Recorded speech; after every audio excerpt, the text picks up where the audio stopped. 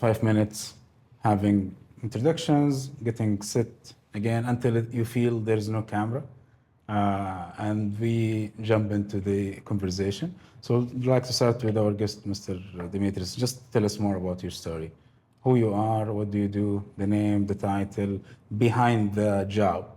I would love to know who's Demetris. So first of all, I would like to thank you for welcoming me here. I feel already at home, so thank you very much. I spent approximately 45 years of my life dedicated into really using technology to serve companies. And 2 years ago, I had an opportunity to move back to Cyprus to work for His Excellency President Nikos Christodoulidis to help Cyprus from a perspective called the Chief Scientist role. Now, before I go into the Chief Scientist role, let me say that as a young man growing up, I always had a passion for science, for technology, for history. Yes. And that led me, to pursue what we call software engineering, eventually, let's say, information technology and security, and eventually working for some of the biggest, I think, corporations in the world, Oracle, AWS, taking a wide array of assignments across the globe, at some point leading EMEA and Asia Pacific, advancing on one side the go-to-market strategy, meaning helping these companies and the partners commercialize, but on the other part, helping the solution teams, the ISVs, to build new solutions to serve markets. And when this opportunity arises to serve the nation, the first thing that came to my mind is that technology should serve first us, humans, citizens. And that was a very, I think, humbling moment for me, where I took that up. And as we speak right now, I support basically His Excellency, the Deputy Minister of Digital Policy, Research and Innovation, with regards to the digital transformation of the nation. I act as the chairman of the Research Innovation Foundation of Cyprus, and also of the Interministerial Committee of R&D, which allows me to basically work with the young generations, our scientists, our researchers who are very passionate about changing the world. At the same time, our technocrats, our policymakers. But what's very, very challenging is the opportunity to engage with, I think, world leaders, luminaries, I think nations like Saudi Arabia, that are really embarking on a very ambitious transformational journey. I think your vision 2030 is inspiring. It's a beacon of light, or let's say a lighthouse for many. And having the opportunity to visit you here today and also meet some of the members around has been, I think, a sincere pleasure. And I'm happy to be here with you. Amazing. So you've been used to the heat, right? I've been used to the heat. Can I understand more about the background? What made, just to understand the career, you started in science? What kind of science? Well, I'm a computer scientist. Okay. I actually started by being an implementation consultant, writing software, eventually, helping companies build, I think, systems, and eventually, working with government on systems. Then with the National Standards Organization, building things like ISO 27001, which is the Information Security Management Standard, or the lawful interception. But I'm used to the heat mainly because I've spent, the most part of my life between Dubai, Arizona, and Cyprus.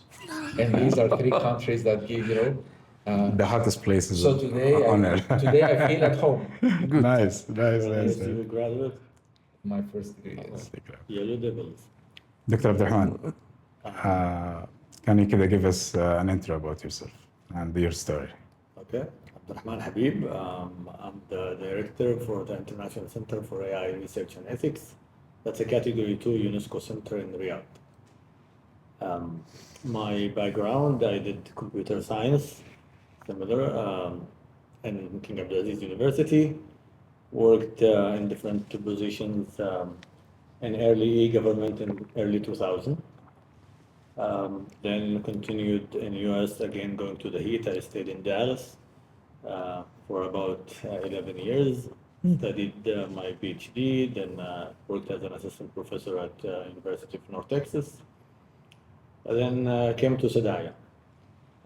Worked in Sadaya in the National Center for AI, and proud that we managed and continue some of the work on the e-government I started more than 20 years ago, doing a lot of interesting projects in the center, and which some of them now used across the kingdom, alhamdulillah, and now in the center for iCaire. What does that do? iCaire is a center that with UNESCO as a category 2. That means it's an independent center established in the kingdom, but UNESCO is overseeing the center, and it's on the board, and multiple countries are on that board. The center have 4 goals: support research and development, again globally. We're not talking in Saudi, but global. Awareness programs, capacity building, and policy recommendations. Nice. And we work with different countries. Alhamdulillah, we have multiple projects. So the center is relatively young, a couple of years ago, and we just signed the agreement with UNESCO last year in 2024 in the Global AI Summit. Now we already, alhamdulillah, launched the International AI Olympiad with UNESCO and hosted it in Riyadh in 24. More than, I think, 20 countries are in that first Olympiad. The next Olympiad will be in Slovenia in 26, inshallah. We have an ambitious program called Women Elevate, where we, in the center overall, what we are doing is we see a lot of advancement in the kingdom and a lot of work, as you mentioned at the beginning. That's not, the stories are not told. So, for example, women in Saudi are not in many jobs, or that they're not working. However, organically, my team at Sadaya at that time, about half of the team, 48% of them are women. I'm talking about the engineers at the center. Yeah. In general, in Saudi, women in tech is more than 35%. When I was in the US, in different organizations, if we hit 22 or 21, we will be celebrating the rooftop, happy that we have. And by the way, there we have laws and regulation to support increasing women in tech. Even in the school, I used to go with UNT to high schools and different places just to promote engineering Women in schools STEM, or STEM for the students, specifically women. In Saudi, it's the opposite, and that's a story that's not told. It's the opposite. Organically, that number was in my team. I did not look it up. I'm not trying to add more women in the team versus men. That's not the case. Women actually in universities with great numbers, specifically in IT. In tech, In tech. Yeah.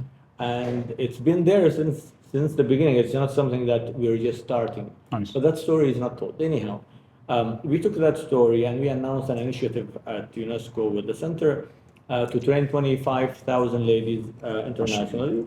The program is called Women Elevate. And we are proud that we already trained more than 1,000. We have about 4,000 in the pipeline now studying right now. And we have more than 26,000 registered in the program. MashaAllah. So alhamdulillah, those are some of the things that the center have done. We do, of course, workshops for thought leaders in different countries. So we have a series about the readiness assessment methodology. I shared with you the booklet for the Saudi report. And we are supporting many of the UNESCO guidelines and policies in AI in the region. Amazing. MashaAllah. MashaAllah. Tabarak.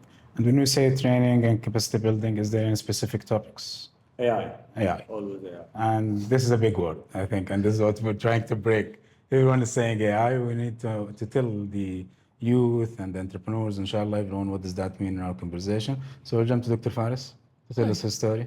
It's good to be back, first of all. Thank you for Welcome having back. me again. Faris Aboud.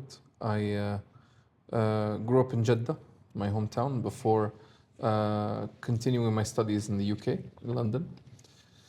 I did my bachelor's degree also in computer science, and then continued to do a PhD specifically in AI planning, which is a subdomain of AI that has to do with decision making. I completed my doctorate there, and this was back in 2017, 2018. Don't tell. Came back to. Don't tell the year, yes. Oh, okay. Yeah, I'll just try tell. not to next time. I no. The reason why it's relevant, the year is relevant, is because I came back to Saudi to look for a job, Nice. and I didn't find any. So it was a big struggle for me to find something that was very relevant to the work that I was doing. Software engineering jobs were going to foreign nationals because they were cheaper, right? And obviously they were a lot more experienced. And there were no AI jobs at the time. There was nothing to do with AI. So I continued living in the UK for another 5 years, started a few companies there, one of which was acquired, ended up working for the parent company, taught as an assistant lecturer at King's as well, and then came back to work for government in an AI product capacity, where that's actually where we first met. We had a project with the National Center for AI, and obviously, what a culture shock that was, right? Coming back after 9 years studying abroad and living abroad, only to see that what I saw in 2018 was nowhere near the same country that I saw in 2020, right, or 2021. So came back and ended up working for a few startups as well. My background is computer science, but my career is in product management. So worked for a few really awesome startups and unicorns like Gathering. Ended up working for a few innovation firms very similar to Sigma, like The Space and Beyond most recently. Ended up having an amazing time supporting a lot of government initiatives across Sadaya, where we met again, and also across the Saudi Industrial Development Fund. We built their innovation lab at Beyond. We had the pleasure of working with the Ministry of Tourism to support nationalization for tourism jobs. And here I am. Amazing stories. So I feel really humble. I mean, having, mashallah, all three of you. Maybe the one thing I share is that I'm also a computer engineer, but a recovered engineer. Okay. So I shifted completely from being an IT and a computer scientist to advocating for innovation and design. I'm a father of four. Layan, Umar, Dan, and Yusuf. MashaAllah. And the main reason why I do what I do is to create more innovators and to design a better reality for them, inshallah. And I really believe Saudi, as you mentioned, is in the center of what's going on. So all of what we mentioned is not recorded, so we're gonna start all over. So the key thing is, I think what's the buzzword today is AI. Yes. The last thing I knew about AI was fuzzy logic control when I was in college. I have no idea what is that Which is anymore. an interesting subject at that time. Exactly, it was at the time, so it was robotics and so on. But I think it went way beyond that. Saudi has been working a lot into the sovereignty of AI to become an infrastructure, investing in chips, in manufacturing, launching Humane, Sadaya. We just launched the new Humane Chat and Humane Create. So all of this is happening while the challenge is 75% of Saudi are under the age of 30. We want 4% of our national GDP to come from the creative economies. So how can we bridge a gap between policymakers, investors, entrepreneurs, and trying to think about the opportunities for the next generation? So I'd love to start with you, Dr. Demetris. What's going on? What's beyond the buzz? First of all, let me just say that I think you touched the point before saying that, you started as an engineer and now you're a recovered engineer. I think the most important thing that we're seeing today is that when you look at the number of people that are coming in to start, let's say, and build a career in artificial intelligence, they're no longer just computer scientists. Yes. They're no longer just electrical engineers. They're no longer, I would say, specific programmers or system engineers. The umbrella of artificial intelligence encapsulates so many different other areas and pillars, be it, for example, data science or people really being able to really create new types of solutions, that this is attracting, right, people from all sorts of backgrounds, all sorts of, let's say, expertise, and it is really helping them build on.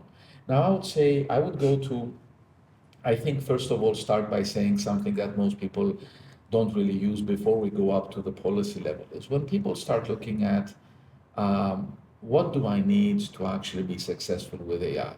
The first thing that you need to understand, and my advice always when talking to people is that it's not just a black box or a product. You open it, you switch it on, and it works, right? And this is why we see that most of the companies or most of the projects that are really embracing the technology are not getting the expected outcome, mainly because they don't understand that, you know, you need the data, which I think is the foundation. We've had a fantastic discussion earlier on today. You need the people on top, you know, that is a completely different discipline, you know, the data scientists to be able to really prepare that. Then you need the engineers that are going to work on use cases, right, and the models, and then you need that area. But then you really need a few other things besides all of this. And you need what I would call the innovation ecosystem. And you need these ecosystems to bring in, you know, those different types of professions and elements and people, right, that are really going to be able to start creating the value. Unlike many other technologies, artificial intelligence is a very disruptive technology. And it's a technology that has the potential to not just disrupt a product or a solution, it can also disrupt very easily a business model.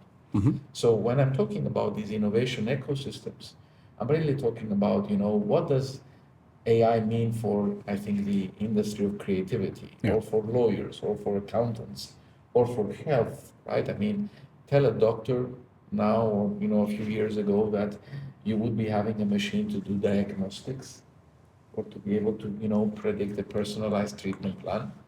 You would never get them to embrace it. That's true. Tell them today, right, that AI is going to be fundamentally in their actual medical course across the world, right? That changes. So going back, you know, to leaving the buzz and going back to, you know, the area of the policy making responsibility, us policymakers across the world have, I think, a responsibility to listen, look, analyze, but then go back and really bring these policies out, or let's say, write the policies that when actually put into effect will support the evolution of our systems.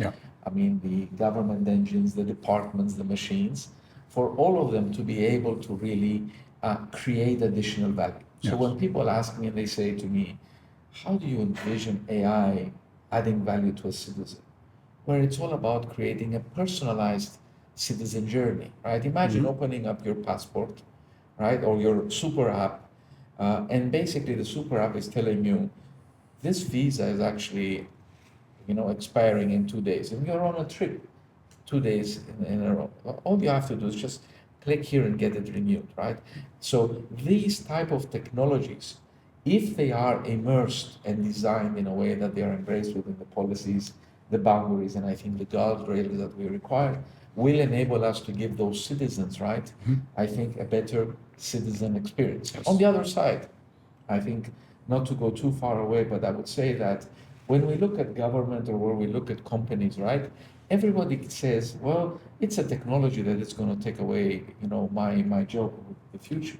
What I keep on telling them is that it's a tool that if you use it correctly within a guardrail system that basically helps, you know, a company really not go out of a business model, that will enable us to really contain, right, the extreme amount of pressure, data, unknown that we have to work.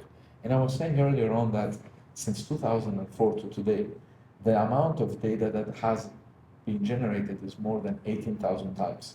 Yet we go to the office, the day still has 24 hours, last time I checked, right? We still have 7 days a week, so we cannot cope with all of that. So what I say to people is, when used correctly, these technologies, if we actually create what we refer to as human-centered or human-augmented systems and solutions, we will be able to really bring in that additional help we need for us to make our life easier. So in a result, work balance. So at that level, at the policymaker level that I have in Cyprus, it's to advise, it's to work with the government to make sure that we harness this technology in a way that it creates value for a citizen, for government, for companies. That's it. So I like this notion because rarely I hear people speaking about, which is AI, like any other technology, is a tool Yes. to bring prosperity, to improve citizen experiences, to improve productivity, and hopefully make us thrive more as human being.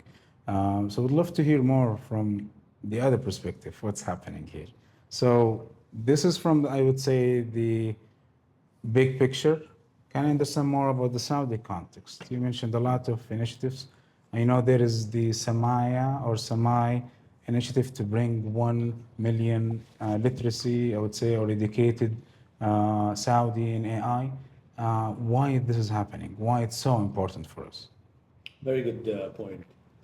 First, I'm not representing the authority here today. No. But I will talk about many of the programs exactly. in the kingdom, especially that we are an iCaire international organization looking at the kingdom as one of the beneficiaries of the center, Yes. and broadcasting some of the advancement that happens in all the countries within our group. Saudi put a big influence, or let's say, put a big emphasis, into building an AI, data and AI infrastructure. Yes. I'll tell a personal story. When I was in the state teaching in the school, I had my first PhD student who graduated, and he's a Saudi guy. He just returned back. And at that time, I used to bring speakers to classes. Yeah. And in 2020, or 2019, sorry, we didn't have that many authorities looking, I'm talking globally, authorities that specialized in AI. Yeah. But then Saudi and Emirates started their AI authorities. And of course, I wanted to bring them to class to talk about why a country would make an organization dedicated to this technology, Right. while nobody else is doing that at that time. Even till 2023, many countries didn't have that dedicated personnel in the government that's specialized or looking at AI disruption, let's say, Yeah. or even a strategy. But mashallah, the kingdom already had a full swing authority. It's not even a small authority. We're talking a huge authority that's looking at data and AI, introduces a lot of programs and consolidating a lot of work in there. Not to dive into so many details that Sadaya have done, but I think if you look at international indices where the kingdom were in 2021, let's say, because even indices in that area are recent indices. And where are they today? In the top 15. That's a huge leap Yes. for the kingdom. Not only that, I'll go back to sovereignty, which is your initial question. We looked at not how to use technology, but also how to build it from scratch to be sovereign as well and to be localized as a technology in the kingdom. So when I joined the National Center for AI, that was the whole mandate, and that's within Sadaya. Looking into building these products and showing the use cases that we have in our strategy and we want to build in the kingdom. And it wasn't a small take. I'll give you just one small example.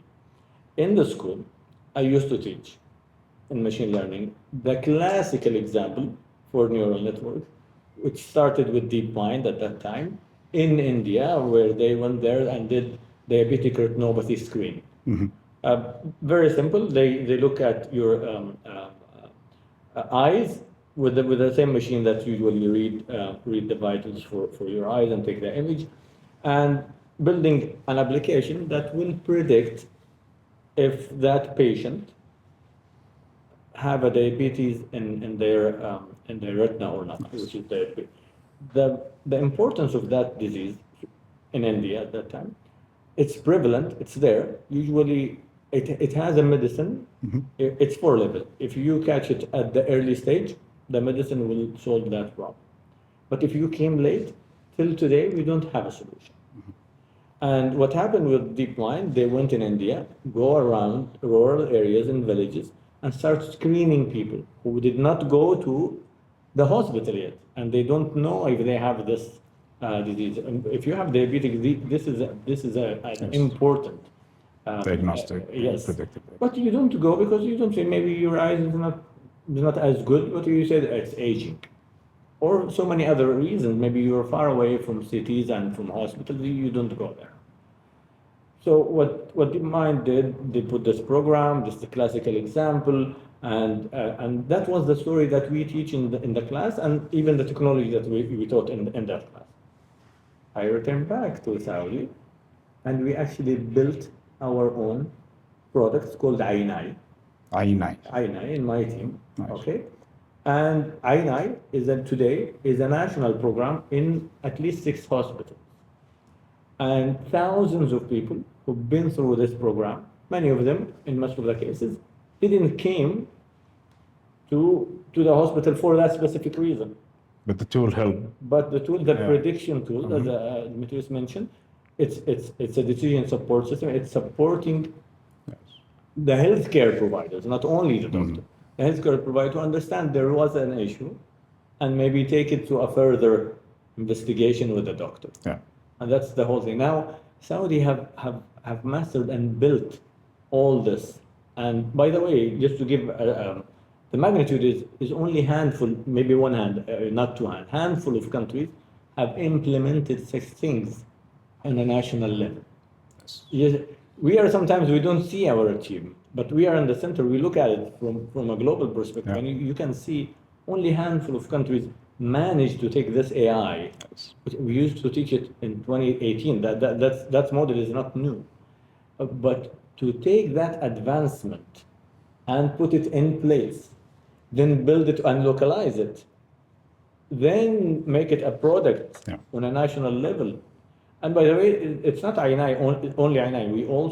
We encourage also entrepreneurs, and there are companies, local companies, also are working in the same area on diabetic retinopathy. Amazing. And this whole ecosystem now flourishing because the kingdom put that emphasis in building an organization like Sadaya, for example, and working in all areas. Now, I talked about innovation, but they also work on regulation, and they also work on operation and building many systems to support this shift and move to the kingdom, to the digital or the new economy, especially with AI. And building on what I think Dr. Abdulrahman has just said, besides this infrastructure, I think that as Saudi Arabia has been a pioneer in building the infrastructure ground up. Imagine that you have this technology called AI is multidisciplinary. You suddenly bring the different disciplines together and you create something that can accelerate and impact.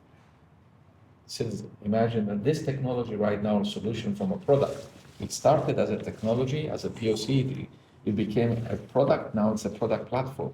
It can really affect longevity of human life. Then you translate it and you say the same technology has the power of democratizing information, insight, analytics, healthcare. And it really, and this is why I referred to before saying that it really has opened the door for us, where we really need to look at, the innovation ecosystems and probably really even reflect back as to rewriting how they're working, because it's moving so fast that, as you said, Doctor. The team is very interdisciplinary. Yes. So this team started with an engineer, but also doctors as well, and many They work together. with the client, of Yeah, course. yeah, of course. All those projects and all the projects that you will work on with AI. AI is a tool. Yes. It's one tool within your toolbox. And this is why I think co-designing, co-creation, and bringing the ecosystem together. So, and one of the things we try to do is bringing government policy making, investment, academia, R&D, and entrepreneurs to the same table. Again, trying to use that kind of infrastructure or policies to build something. And maybe this is where I would like to jump to Dr. Faris, just to bring the perspective. You said you've been always in product and building new products and startups as well. What do you see? So if the policymakers have paved the way, if the government build the infrastructure, what can we build on top of this? Especially that we're saying, again, AI is a tool. anyone from any background should be equipped with it. So any industry or any kid in the future should be supercharged by AI. So- What are the opportunities there? What are the, I'm not going to call it the application layer, but where is the real life scenarios like iCaire or from the private sector perspective? So two points to make here. First of all, I had the pleasure of overseeing one of the training programs that Saudi Academy ran, where they trained around 1,600 or 1,800 people on machine learning and AI. And it's very interesting when you look at the backgrounds of people who are applying to these programs. They're not AI, right? So the backgrounds are usually quite various. We've had dentists, we've had literally psychologists, artists and creatives, you name it, who have decided to jump in. And this is exactly going back to what the chief was talking about how AI is multidisciplinary. It's not designed to only support people with a tech background or to support people who understand AI and tech. That's number one. And these training programs are designed to give people the foundational knowledge needed to be able to leverage the expertise that they already have, Exactly. right? And apply AI use cases to it. And what I've personally seen, this is a very modest opinion, the best ideas usually come from people who are not in tech, Exactly. right? Because again, no offense. Not because of that, but No offense taken. from a design point of view, they come from the problem. They come from the Exactly, market. right? They come So- from the actual, so- He's happy now. yes. Of course, the retired engineer. So, Recovered, I believe. no, recovered. Sorry, recovered It's a engineer. more agile way, right? So we as tech people, we learn to do, we learn to implement, right? So when we hear these amazing ideas, this is where the combination of the thinker and the doer end up making something amazing. The second thing is people tend to always limit themselves to targeting very specific markets, very small areas, when in reality, a problem that we face here can easily be solved in other places. And I say this because I'm a partner in an AI and data firm called Datalogics. I had the pleasure of actually flying out to Cyprus early in the summer, I think it was May.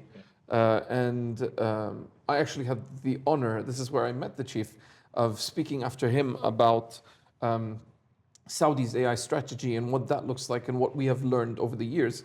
And one of the things I learned very quickly is that Cyprus is a very easy market to apply a lot of the use cases that currently exist in Saudi.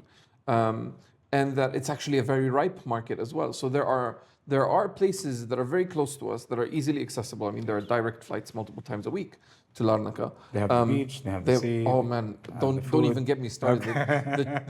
I had the best seafood of my life with this, man. So we trust me, this I swear he will not. يعني احنا بنقول بالعربي ما يقصر. He will not. What's the word for it?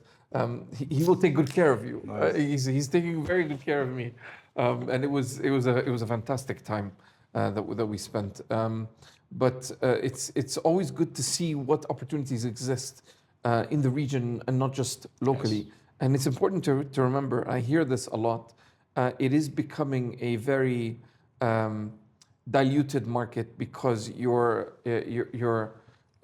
there are so many different government initiatives that are being run to support these entrepreneurial ideas. You've got the Garage, you've got Munsha'at, you've got NDDP, which is running MVP Lab. Exactly. You've got MISC running multiple programs like Launchpad. Yeah. And all of these ideas that are coming out are starting to clash with each other, but they all work, and and the pie is big enough for everyone.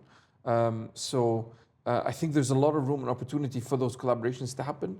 Not just locally, but even across the pond. And it's going to be super exciting, I think, over the next few years. I can only imagine that relations with Cyprus are going to improve.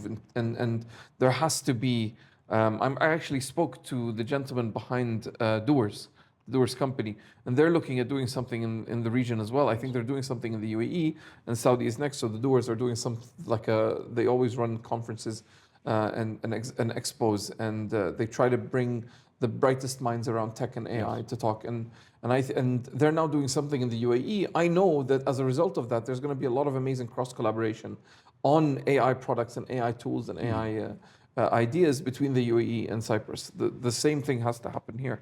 If you allow me, I think also one of the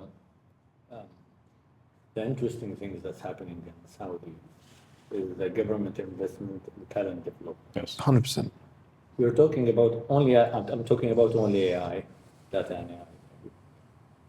We are exceeding more than 1.5 million people being trained in the past couple of years. Yeah. This is huge to so many countries globally. This is literacy. I mean, building the basics, and again, with the different backgrounds and different. When we did at iCaire, we supported doing the International Olympiad, and to bring the kingdom also to the International Olympiad, we started in Saudi the local national Olympiad. Usually, Olympiads are for highly skilled students, Intelligent students, very specific group, very small group that applies to Olympiad in physics and in math. What the kingdom did, or Sadaya at that time, they made this more inspiring. Mm-hmm. By the way, we are in certain indices or programs. Saudi is number 2 globally after China in the interest of public in applying AI. Oh. So if you go have around, that eagerness, you have this that willingness. eagerness to use AI in every area is also echoed within the government and within the government support. So when Sadaya started Tariq al-Adhka is the National Olympiad, Tariq al-Adhka was the program to support students to apply to the Olympiad. We had more than 600,000 students. Then we have 10,000 students, or about 10,000 students, who came to a stadium. Yes. We have an event in a stadium showing what AI is doing even in football, in science, in healthcare, and so many other areas. This is a movement. This is not just a training program. Yeah. The training program is an embedded part. Yeah. But it is a movement that brings all students to know AI is there, they can use it, they use it here, they use it in football, they use it in science, they use it in healthcare. Yeah. And that movement, at the end, the competition is the same competition. Then we only have a few number of students. Those students will continue on the program. But the movement that you created in nationally within schools from, I will say, elementary onward, but mainly mid and high school, that was an amazing program. This is the emphasis, and Sadaya is just one example. Yes. This is the emphasis that the kingdom is putting on talent development.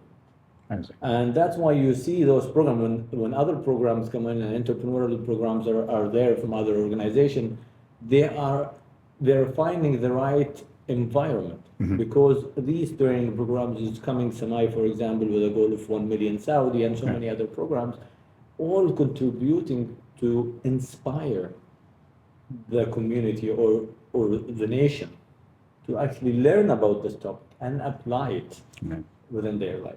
And it's game changing. So I think I'll build on an example here. So when you actually develop talent and you prepare the talent pool, you create influence amongst the younger generations, and then they think differently. So a few months ago, I was asked to walk into a school and talk about AI, and I noticed that there was a young kid, 15, 16 years old, who was working on a 3D design, so with a 3D printer. So I also, when I asked him a few questions, I noticed that I said, "Are you really working on technology?" He said, "Yeah, I'm trying to learn AI." I said to him, "Would you like to do a project together?" He said, "Yes." So what we did is we rescheduled the visit. We talked with their teacher, and 6 weeks later, they had created a version of Einstein, 3D printed, right? Connected to the Raspberry Pis and the Pi behind, right? And you could actually walk, and you could ask Einstein a question. And then, right, that went as a demo into the school, and then it started saying, who would you like to talk to? Maybe it's Leonardo da Vinci, maybe it's a history teacher.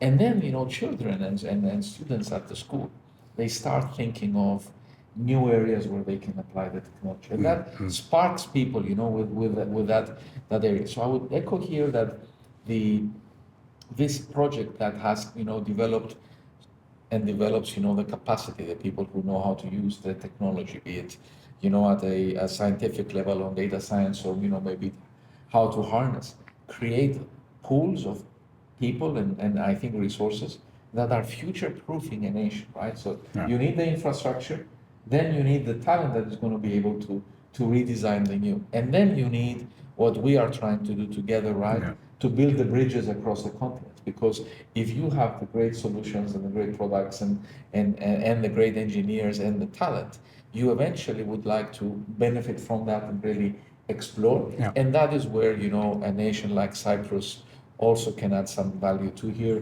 in really being part of that bridge and the gateway. And this is exactly, I think, where the narrative has changed in Saudi. So the message today is we can actually reach about 4.9 billion people from the heart of Saudi.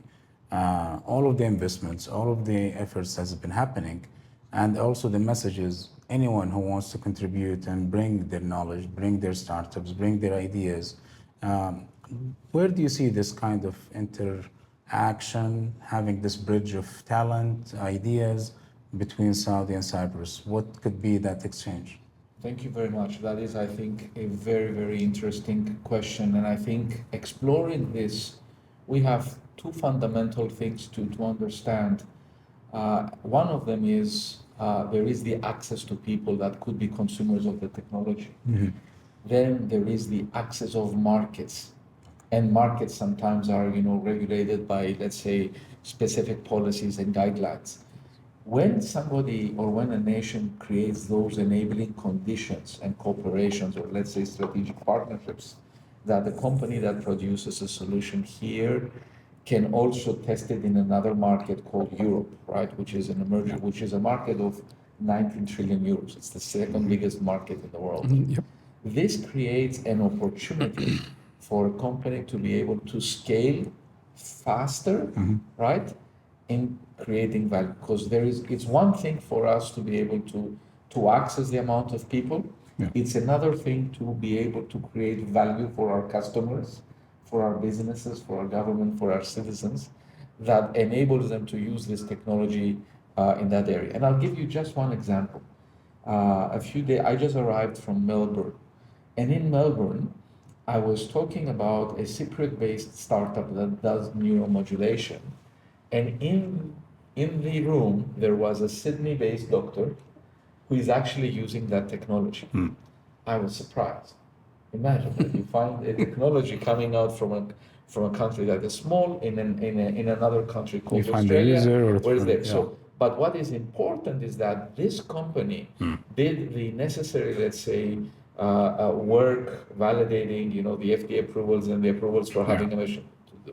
Now, this cooperation that we are trying to build between Saudi and Cyprus will create a foundation where Saudi-based technology that wants to travel into Europe could use Cyprus and use Cyprus as a test bed where these minimal viable products or solutions, etc., are tested right and validated against the EU requirements, and vice versa for us Europeans who want to come here to be able to do that through a country called Cyprus and create that springboard.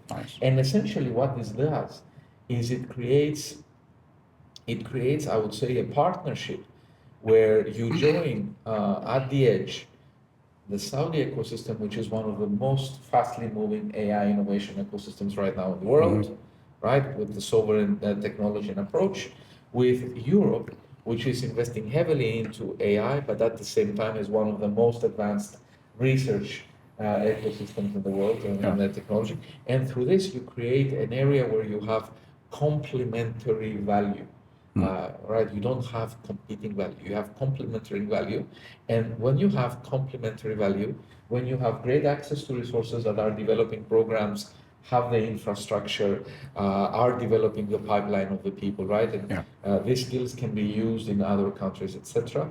And then you have, I think, there's a partnership. Yes. You create an all-inclusive value proposition for success. I like this because I think we should also avoid some of the previous mistakes when the internet startups came, where Arabic market, where we have 250 million Arabic speakers, were not part of the I would say the conversation. But having the test bed, I would say analogy here is that anyone from both I would say cultural backgrounds can actually design AI models that really fits by having that place to test and fit. And this is a debate actually where is the AI models, LLMs or apps today really speaks to the market here, to the GCC market or the MENA market? Is it by design tailored for us? Can we really use it? We had a very good conversation about this in Cyprus at Tech Island, where we talked about how a lot of the technology that's built is neither built for Cyprus nor for Saudi. It's built for Silicon Valley, really, where the data is being collected, right? And I gave a very good example of an AI model I saw in production where a supermarket here in Saudi was using a model that supported with insights and analytics and forecasting for products. And then when Ramadan came around and all of the Saudis were buying dates, the tool basically said that there was an issue and started forecasting wrong numbers in sales, and it started predicting that dates would be sold that much every month. But it's because these models don't take into account. It's Ramadan. Exactly. Yes. It doesn't take into account our habits as a people, right? So that was the challenge. It really is a funny problem, but that's the reality. These models are not built for us, and as a result, a lot of the products and tools that exist are not localized to us, and that's where we come in. This is where local talent, whether you're in Cyprus, you're in Saudi, or anywhere else in the world, there needs to be, and this is why Saudi is investing so heavily in localizing its talent, because you want these products to be built by the locals, for the locals, to support us in fixing problems and in helping us enhance the lifestyles and the experience of local Saudis, right? So, And building on this, I would say, just I'm sorry for interrupting you, I would say that the ability to actually understand that this technology will be changing faster than anything we have seen before. Yes.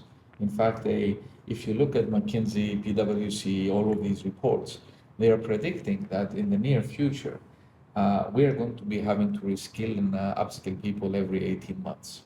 Now, what this means is that if you just rely on technology that is brought in and you don't have that ability to train it, to build it, adjust it where required, you will end up having a car that is not designed for you. So remember, this is why we're also advocating, and I was very happy to see earlier on today in the previous meetings that the perspective of Saudi Arabian government and also from us are very aligned. Human-centered AI. You start by the human and you go backwards, right? And this is why we need to understand that it doesn't mean that one LLM is the answer to the world. It might be an LLM, it might be a small language learning model. But what we need to do is we need to learn how to actually, I think, be able to manage and cope with this technological change. And I will just end up what I'm trying to say with a very, very interesting writer, Pascal Bornet, who titled it saying AI obesity, meaning if you rely on AI models that are basically trained with any type of data that is in there, then AI will be basically better than the average human out there. We don't want that. And this is why and I think what I see here is this intention in the sovereign AI approach is really building and future-proofing Saudi for the future. I like this point because I've been advocating all of my career around human-centered design. And having the citizen, having the customer in the middle of the conversation. You mentioned just a new term to me, which is human-centered AI. Is it really a thing, or just a buzzword? Where is the ethics? It's the same term. It's the same term. It's a human-centered design, but we are designing AI, so human-centered AI. How can we have the people in the center of this? How can we build the ethics and ensure that it is really captures the essence, the cultures and so on? Good point. Let me take it into two parts. Okay. First, designing now or localizing the technology which we started with with the example of INI or breast cancer screening, or even LLMs, Alam with the human now. If you build this, or if you take it as a technology from outside and you try it, it will fail. Fail, I mean, it will fail. You will still think it's not smart. It won't click. It won't. The whole idea of AI is that AI is a software or an application that is easy to deal with, and you will not feel it because you think it's smart enough. Artificial smartness is smart enough to understand, so you don't need to deal with it like the previous computer programs that you used to deal with. Yes. Now, if you bring an AI model, even if it's a best somewhere and it's not localized, and ask it for a very local question.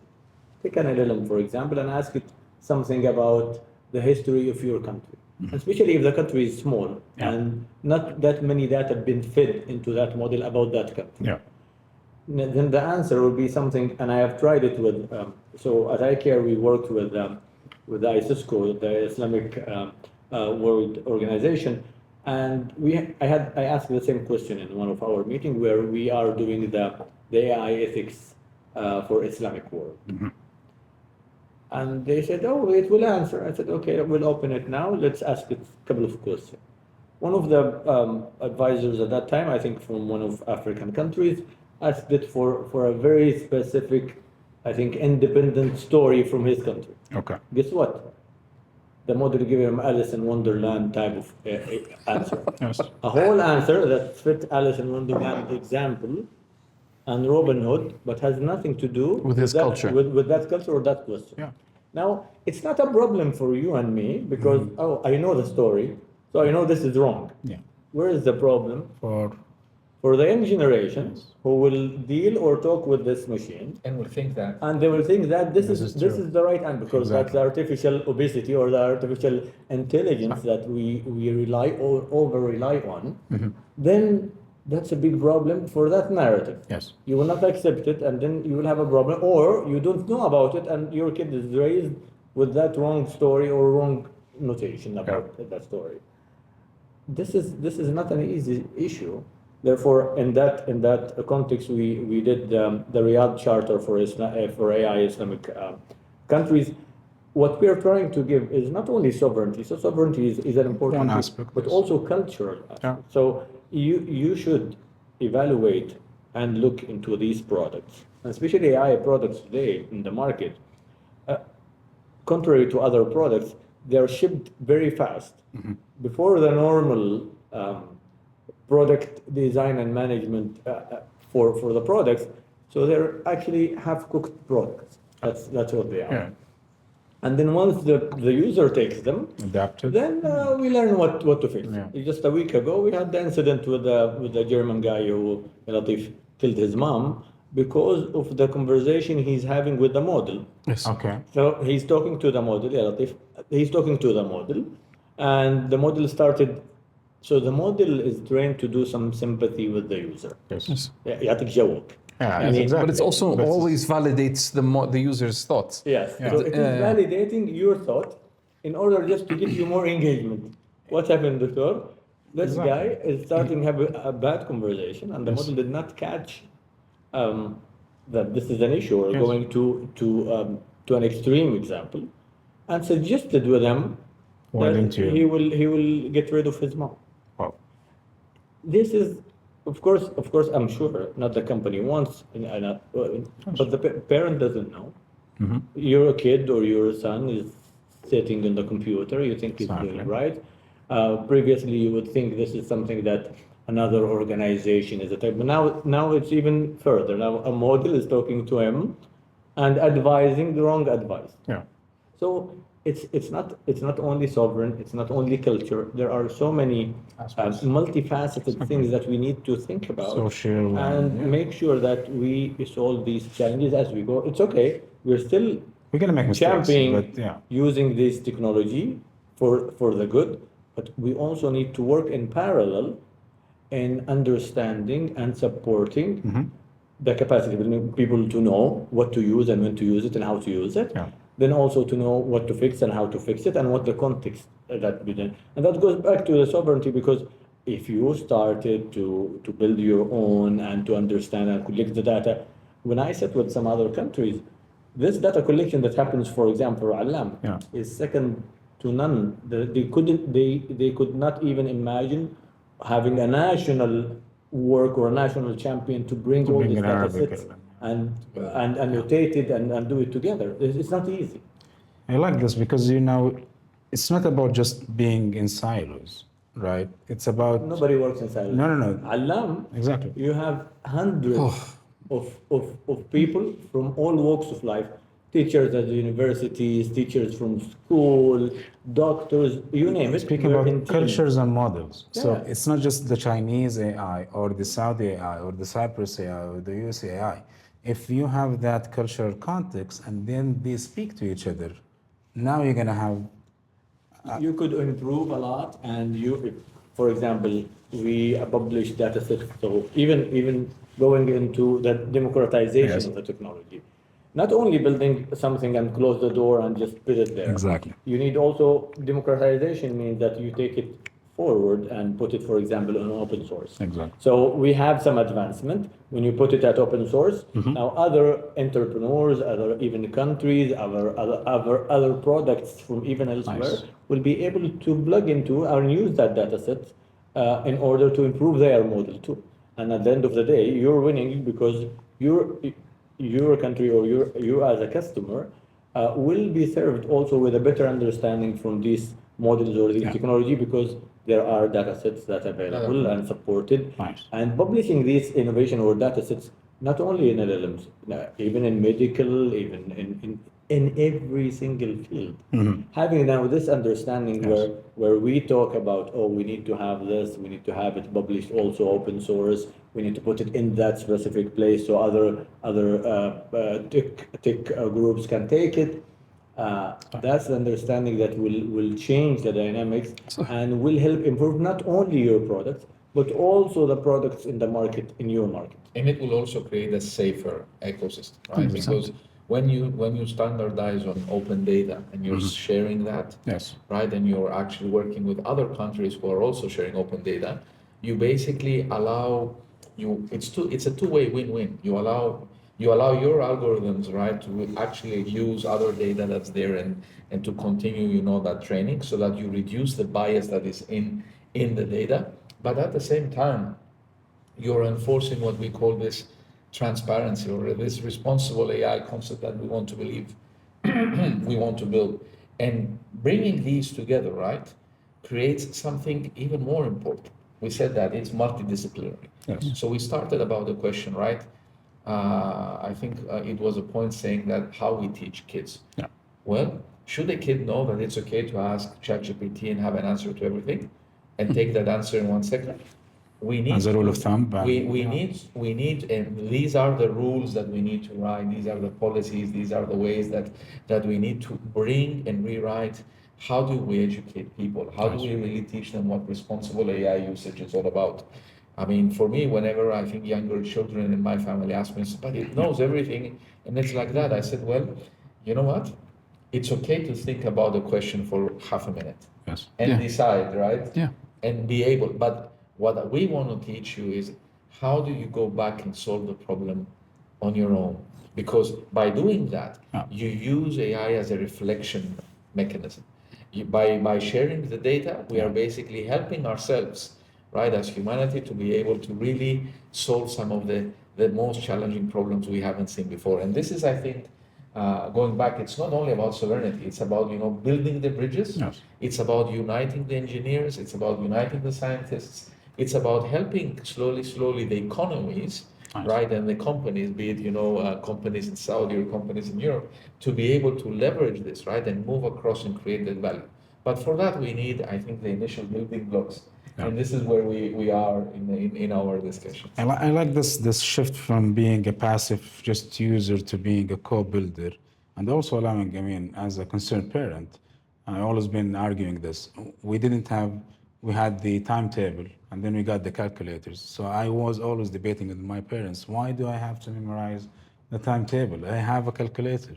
Same dilemma today. Exactly. Same exact dilemma. Why do you need to learn math if GPT can solve the problem very fast. Exactly. And this will bring a big shift in our habits, in so many things, and even in our education on how to use, because the technology will be there, Yeah. and kids will have the same challenge that My we daughter had was earlier. asking Alexa like a couple of days back to solve a problem. I mean, that's going to be part of the daily behavior, part of everyday aspects. The question becomes, what are you going to do with it? Exactly.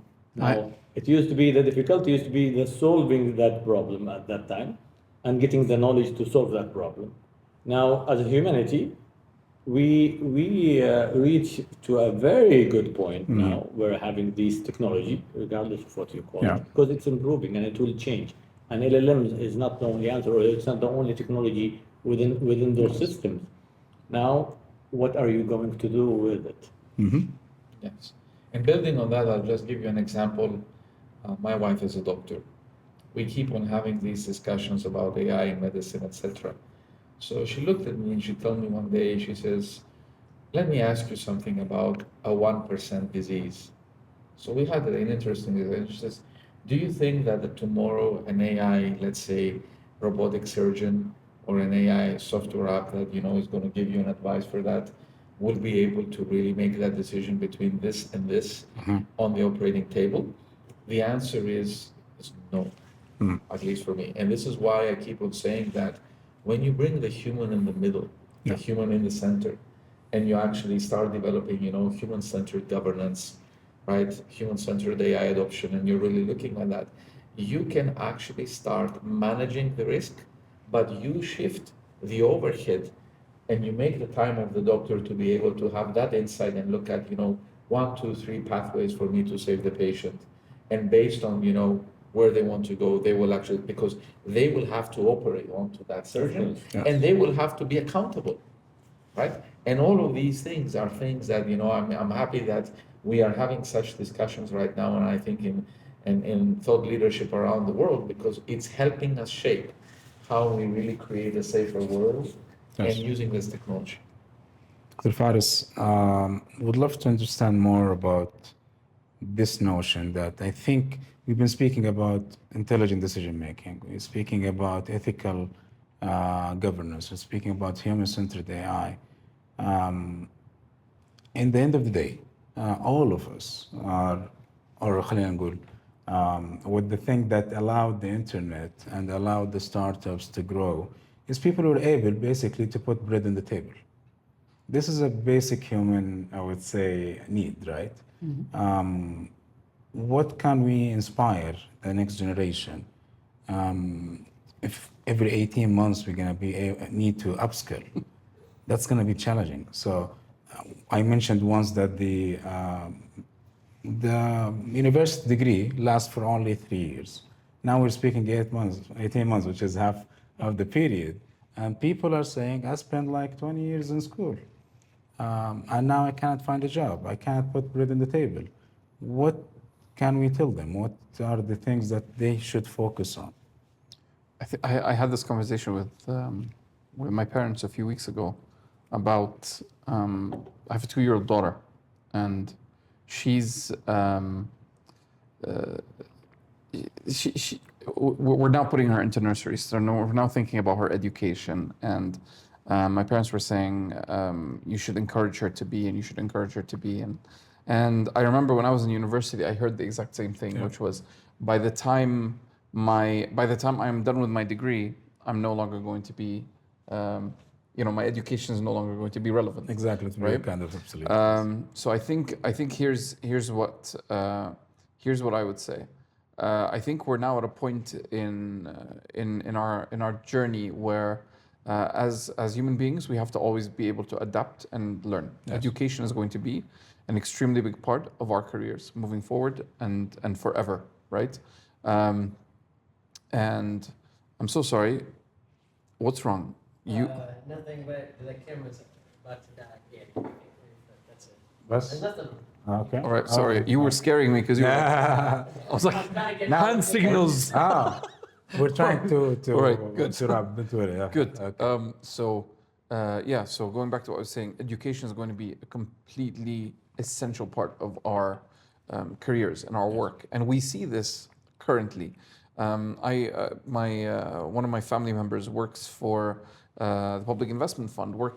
There's a whole division primarily for training their staff, training their existing staff on new tools, new ways of working, new ways of thinking. I know many people who have graduated and are looking for jobs today, and the first thing that comes to mind is, well, I have a degree in this, I want a job in this. Yes.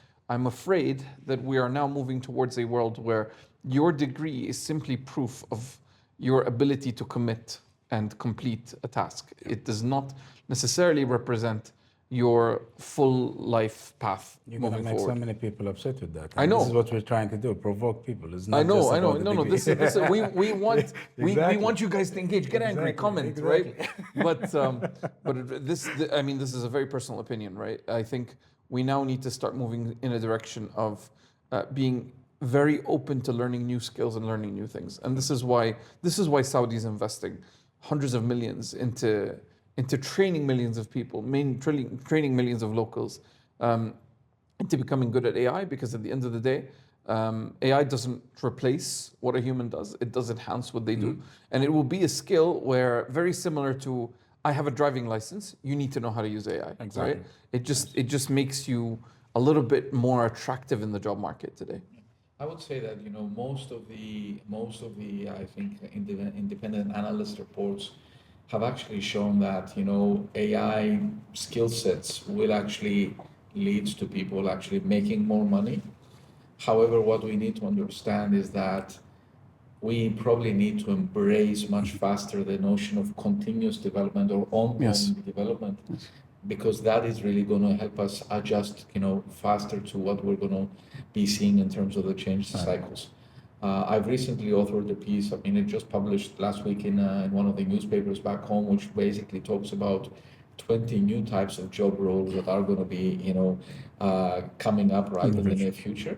But I would like to say that, we don't imagine that, the jobs of today are suddenly going to go away and tomorrow you're going to have a new world where you only know AI. It takes time, and it's going to take us, regulators, government, scientists, researchers, companies, much more time to implement this technology in a way that it will move in that direction. But what we are doing is at this moment is we're building all of the foundational blocks, and we're putting them all together to build that. And I will just conclude saying that from my perspective as the chief scientist of Cyprus, we have a very vibrant ecosystem. We have a lot of strength on both the research side and the innovation side. And we can be used, or we can be a great partner to really pivot into that European market. But at the same time, we also want to cooperate and also make sure that we also benefit and we also work together with you. Some of the technologies, some of the solutions, some of the work your companies are doing here are phenomenal. So, that's amazing. To wrap up, I think I'm very cautious about the time, and thank you, Dr. Demetris, for making the time. I know it's been a short visit. Would love for every one of you just to send, if you have the magic wand to change something, either in public policy, in the ecosystem, in the world, what would be your message that this platform can reach somebody and make a difference and make an impact? Nibda Faris. Start with me? Yep. Oh, that's a tough You have question. always the coolest ideas. Yes. I beg to differ, but thank you. I would basically start advising locals to start focusing. I see a lot of focus on Jeddah, Riyadh, and some of the bigger cities. If I were to have a magic wand, I would change everyone's minds to stop focusing on the big cities and to start looking and solving very local, very small problems. Because although those problems may seem small on the scale of Riyadh, they are very big in these small local areas, and focusing on investing in those small local areas as locals. I keep hitting the microphone, I'm so sorry. Focusing on investing on these local areas as locals that come from those areas means that you have experts who understand the problem or solving something that's very close to them and close to their hearts as well. But why don't we start also shifting to the global market as well? Oh, Just the there's same. both directions, right? Exactly. But if you fix a problem locally on a small scale, that's your test bed. Yes. And validate it there, fail fast, fail small, rather than fail big, right? Amazing. And then expand. Right. I think looking at movies, I like to look at movies since you're. Big fan. For example, Wall-E, a movie. Oh, one of my Talks favorites. about AI, the AI obesity AI Dr. obesity, Demetris exactly mentioned. The technology is here. It's in your hand, and it's just getting started, by the way. What are you going to do with it? The challenge is, what are you going to do with it? Now, it's in your hand. Do something useful. It can dramatically change so many things in your life to good, inshallah. So what can you do with it? Building on what Dr. Abdulrahman just said, I would just say two things, right? For a citizen, use your favorite AI tool that you use, with the Gen AI tool, and ask it for a topic that you know very well.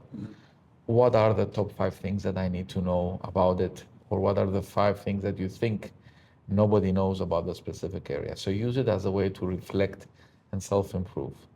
And if that can allow you to, win 15 minutes, 20 minutes a day, right, in terms of knowledge, then start thinking about how you can be part of the change by, finding like-minded people, like-minded communities, like-minded groups that can really help to show you things you don't know about this technology.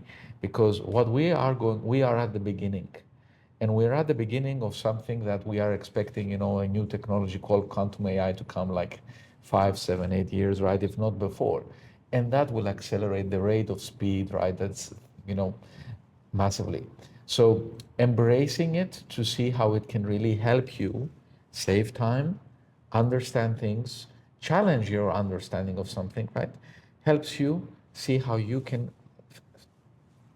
develop personally much faster. It can really start giving you a reflective thinking, and that is all about reflecting, and I think that is the beginning of the journey.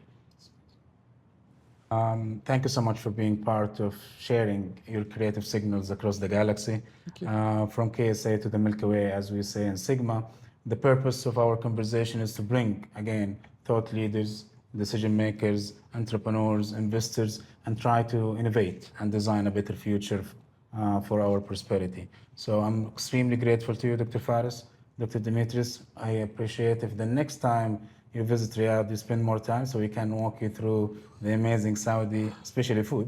Yes. And maybe some movie nights, but food is always the beginning to build great relationships. And Dr. Abdulrahman, really appreciate the insight, and appreciate the efforts that you've been doing. And hopefully this is not the last conversation we're going to have to show the world and bring innovators from all over the world to Saudi. Thank you so much. Thank you, Turki. Allah يجزاك خير.